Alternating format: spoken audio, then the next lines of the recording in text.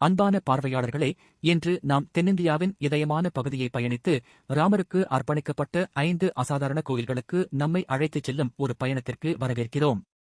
ஆனால் முதலில், இந்தியா முழுவதும் 2000க்கும் மேற்பட்ட ஸ்ரீராமர் கோயில்கள் உள்ளன என்பது உங்களுக்கு தெரியுமா? ஆம், அது சரி, 2000.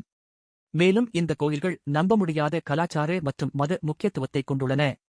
ஒவ்வொன்றும் ராமர் மீதான பக்தி மற்றும் அன்புக்கு ஒரு தனித்துவமான சான்று. இன்று நாம் திருவண்ணாமலை நகரைச் சுற்றியுள்ள 5 முக்கியமான கோவில்களை, பஞ்சராம கேத்திரங்களைப் பற்றி ஆராயப் போகின்றோம். இந்த கோவில்கள் ஒவ்வொன்றும் தனித்துவமான கதைகள் மற்றும் வரலாற்று முக்கியத்துவத்தை கொண்டவை, நமது நாட்டின் ஆன்மீக பாரம்பரியத்தை மேலும் வளப்படுத்துகின்றன. இது மட்டுமே இல்லாமல், மேலும் பல ஸ்ரீராமன் கோவில்கள் மற்றும் அவற்றின் கதைகளைக் கண்டு அறிய விரும்பினால், கீழே உள்ள விவரப்பெட்டியில் 30 பிரபலமான ஸ்ரீராமன் கோவில்கள் பற்றிய என் விரிவான வலைப்பதிவை பார்த்து இந்தியாவில் உள்ள 2000 கோவில்களின் வரைபடத்தையும் காணலாம். மேலும் திருவாரூரிலும் இதேபோன்று பஞ்சராம கோவில்கள் உள்ளன. திருவாரூர் மற்றும் திருவண்ணாமலையில் உள்ள பஞ்சராம கோவில்களின் அனைத்து விவரங்களையும் என் வலைப்பதிவில் பார்க்கவும். இணைப்பு விவரப்பெட்டியில் உள்ளது. எங்கள் முதல் நிறுத்தம் திருவண்ணாமலையிலிருந்து சுமார் 50 கிலோமீட்டர் தொலைவில் அமைந்துள்ள ஸ்ரீ யோகராமர் கோயில். இந்த கோயில் ஒரு கட்டிடக்கலை அற்புதம் மட்டுமல்ல, வட ஆற்காடு மற்றும் திருவண்ணாமலை மாவட்டங்களில் உள்ள மிகப்பெரிய விஷ்ணு கோயில்களில் ஒன்றாகும். முதலில் பல்லவர்களால் கட்டப்பட்டு பின்னர் மன்னர் கிருஷ்ணதேவராயரால் விரிவுபடுத்தப்பட்டு இது கம்பீரமான 105 அடி ராஜ கோபுரம் மற்றும் 65 அடி கிளை கோபுரம் ஆகிய 2 பெரிய கோபுரங்களை கொண்டுள்ளது. இங்கே ராமர் தனது உள் அமைதியை குறிக்கும் வகையில் வில் மற்றும் அம்பு இல்லாமல் அமர்ந்த யோக நிலையில் சித்தரிக்கப்படுகிறார். அவனருகே சீதா தேவியும் வில்லுடன் லட்சுமணனும் நிற்கிறார்கள். சுகபிரம்ம ரிஷி அயோத்திக்கு செல்லும் வழியில் ராமரை தரிசனம் செய்யும் ஆசீர்வாதம் பெற்று புராணத்துடன் இந்த கோயில் இணைக்கப்பட்டுள்ளது.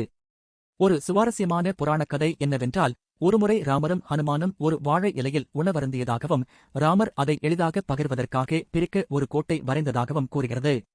இந்த வரி அடையாளம் நிரந்தரமாக மாறியது.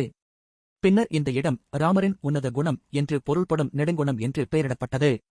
ராமபிரானின் பெருந்தன்மையை போற்றும் விதம் அருமை. அடுத்து திருவண்ணாமலையிலிருந்து 55 கிலோமீட்டர் தொலைவில் உள்ள ரகுநாத சமுத்திரத்தில் உள்ள ஸ்ரீ ஞானராமர் கோயிலுக்குச் செல்கிறோம். சுமார் 600 ஆண்டுகளுக்கு முன்பு ரகுநாதர் மன்னரால் கட்டப்பட்ட இந்த கோவில் அளவில் சிறியதாக இருந்தாலும் ஆன்மீக முக்கியத்துவத்தில் சம அளவு முக்கியத்துவம் வாய்ந்தது. இந்த கோவிலில் ராமர் அமர்ந்த யோக கோலத்தில் காட்சி தருகிறார். தியானத்தின் அமைதியில் தெய்வீகம் நம்முடன் இணைக்கும் மற்றொரு இடம் இது. இந்த கோவிலில் ஸ்ரீதேவி, பூதேவி மற்றும் ஸ்ரீ வரதராஜ பெருமாள் ஆகியோருக்கு அர்ப்பணிக்கப்பட்ட சந்நிதிகள் உள்ளன. இந்த தெய்வங்கள் ஒவ்வொன்றும் கோயிலின் புனித ஆற்றலை சேர்க்கின்றன.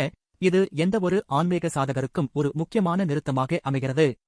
நம்முடைய 3வது கோவில் திருவண்ணாமலையிலிருந்து 65 கிலோமீட்டர் தொலைவில் அமைந்துள்ள இஞ்சிமேட்டுக்கு நம்மை அழைத்துச் செல்கிறது.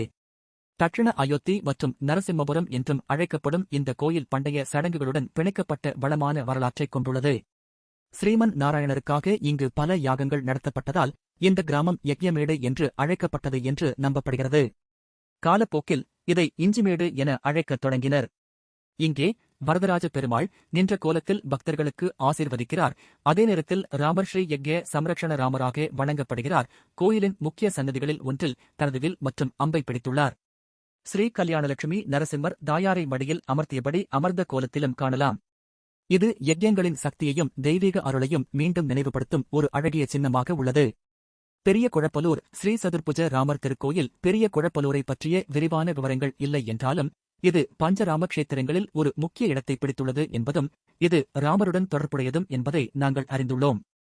இந்த கோயில் ராமருடனான தொடர்புகள் மற்றும் அதன் புனிதத்தன்மை ஆகியவை பக்தர்களிடையே ஒரு மரியாதைக்குரிய இடமாக அமைகிறது, மேலும் இப்பகுதியின் மர்மத்தை அதிகரிக்கிறது. எங்கள் இறுதி நிறுத்தம் திருவண்ணாமலையிலிருந்து 58 கிலோமீட்டர் தொலைவில் அமைந்துள்ள படை வீட்டில் உள்ள அருள்மிகு ஸ்ரீ யோகராமர் கோயிலில் உள்ளது. 12ஆம் நூற்றாண்டுக்கு முந்தைய இந்த பழமையான கோயில் அர்த்த பத்மாசனம் என்று அழைக்கப்படும் அமர்ந்த யோக நிலையில் ராமரின் சித்தரிப்புக்காக தனித்துவமானது.